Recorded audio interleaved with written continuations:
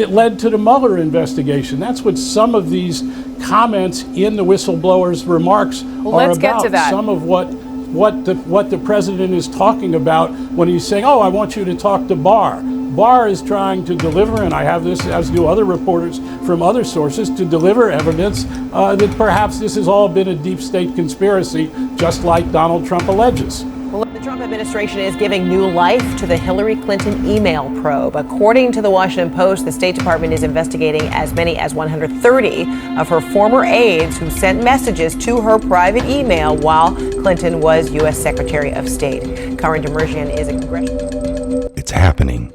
They have lost it. It's all coming out. The investigations over the last couple of years. This administration doesn't leak.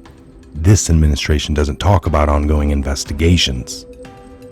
It now appears that this administration has been on a mission to get to the facts. If the Russian hoax was good enough to be investigated for 3 years, and the Trump administration promised to get to the bottom of the Russia or the election meddling, and it leads to the Ukraine, well then, so be it. That's where it leads. And if it leads to a CrowdStrike server, or if it leads to the Ukrainian government officials that tried to help Hillary Clinton and undermine Trump, and did so by disseminating documents implicating a top Trump aide in corruption, and suggested they were investigating the matter. Ukrainian officials also reportedly helped Hillary Clinton allies research damaging information on Trump and his adversaries. We also know the intel community quietly scrapped requirements for first-hand knowledge before the CIA rumor blower relied on hearsay. In my research, I now believe Hunter Biden was basically selling access to Obama administration and was involved with a very crooked company. A prosecutor who was in fact investigating this, we are now led to believe by fake news and the criminal cabal that Lunchbox Joe was indeed firing a guy that the Obama administration and the UN and etc. wanted gone for not investigating. Everything stacks up and just looks 100% bad, that they're able to spin it to the past administration, that Obama or this government over here. Right now they're sticking to the people in the middle of the whole Ukraine. There was a corrupt government beforehand. They tell us they hired these new people or got people in, and now there's a new president that's claiming the one before him was corrupt. That's the one that worked with Obama. And the prosecutor that the CNN and MSNBC and all those keep going to is the former prosecutor, the one that Joe Biden put in. Everybody keeps going to that guy like he already found Hunter to not be of anything. Yeah. You see where this goes? It's so clear, but yet so tangled and messy for some to see. So I find it funny that they can point to the past middle administration in the Ukraine, they can point back to Obama or the DOJ and the administrations as it's all mighty and powerful. But Trump isn't worth his word, or the DOJ or the FBI are all corrupt around him now in a mere 3 years. The government was great for the last 200 years up till Trump. And in the last 3 years, Trump has managed to corrupt it all. He was able to beat the whole big intelligence community as a civilian, along with the Russia collusion, and beat the whole system and gain access. My weekend was spent looking into all this. And as you go back in time, whether or not you paid a lot of attention like you are now, you can see this unfolding. You can see the massive cover-up during the Obama administration. He could do no wrong. Do you think nobody will remember he grabbed almost $1 trillion for stimulus spending, created virtually zero private sector jobs with it? This will be known as a great stimulus heist. Operation Fast and Furious.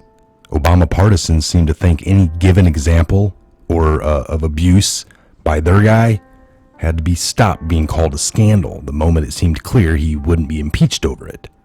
Obama Operation Fast and Furious was during the Obama administration. It was an insane program to use American gun dealers and straw purchasers to arm Mexican drug lords.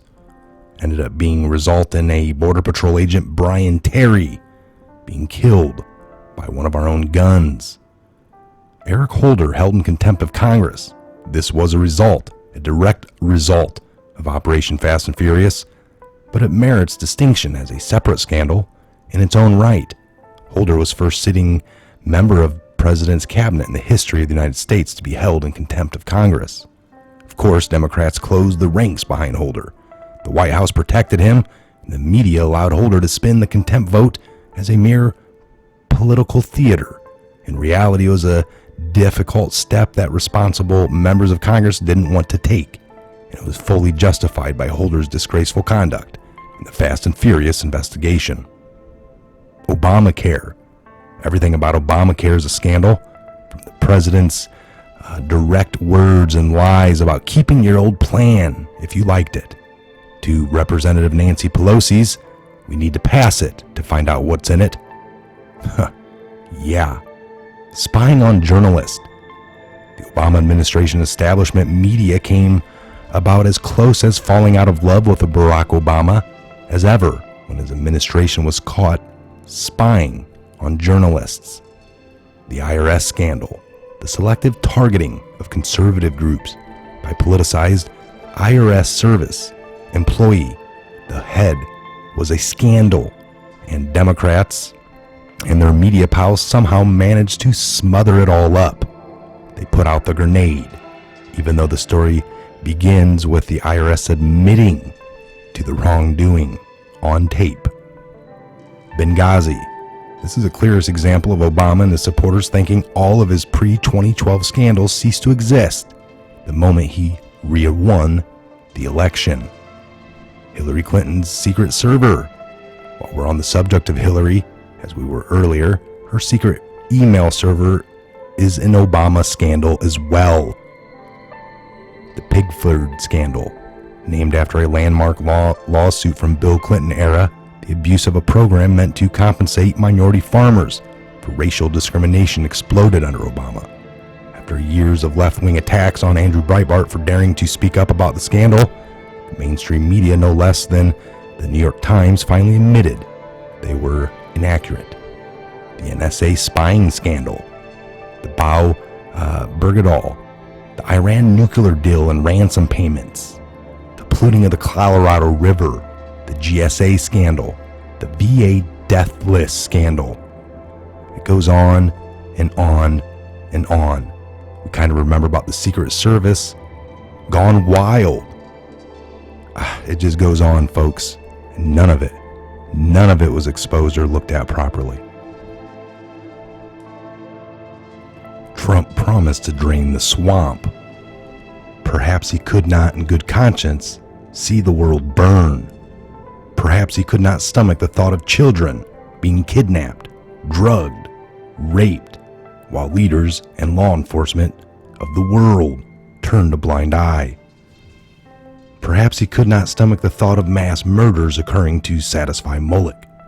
Perhaps he was tired of seeing how certain races and countries were being constantly abused and kept in need, poor, and suffering, all for a very specific reason.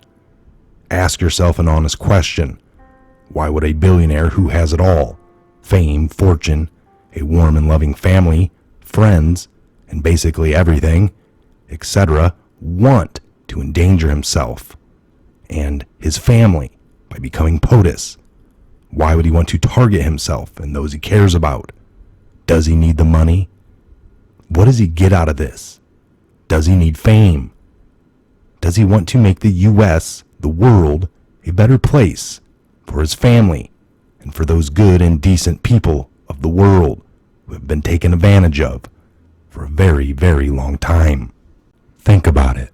I'm Michael. This is a Patriot Hour. God bless, Godspeed to each and every one of you.